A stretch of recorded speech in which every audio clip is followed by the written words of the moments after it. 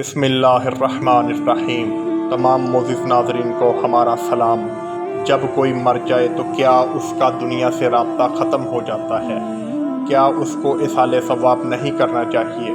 کیا یہی انسان کی اصل حقیقت ہے؟ جانیے قرآن اور حدیث کی روشنی میں۔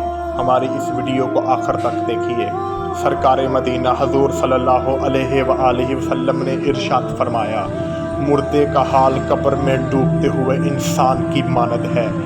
باپ یا ماں یا بھائی، کسی دوست کی دعا اس کو پہنچے، اور جب کسی کی دعا اسے پہنچتی ہے تو اس کے نزدیک وہ دنیا وما فیہا، یعنی دنیا اور اس میں جو کچھ ہے اس سے بہتر ہوتی ہے۔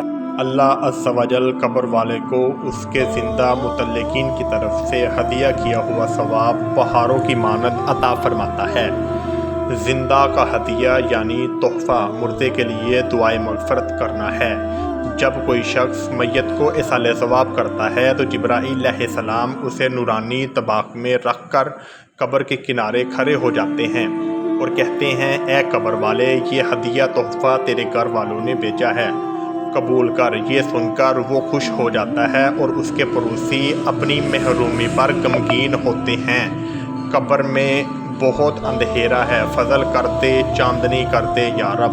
صلو علی الحبیب صلی اللہ تعالی علی محمد۔ نورانی طباق۔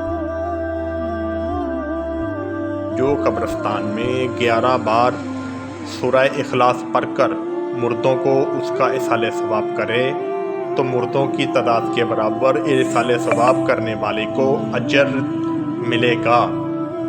صلو علی الحبیب صلی اللہ تعالی علی محمد۔ اور اہل قبر والے اس کی سفارش کریں گے۔ فرمان مصطفیٰ صلی اللہ علیہ وآلہ وسلم،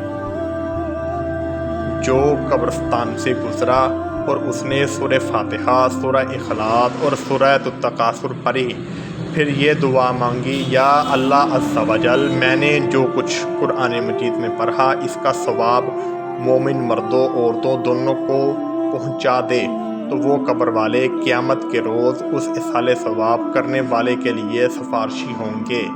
صلو علی الحبیب صلی اللہ تعالی علی محمد۔ یا الہی، حضرت آدم علیہ السلام سے لے کر جتنی امت مسلمہ انتقال کر چکی ہیں تمام کی مغفرت فرما، آمین یا رب العالمین۔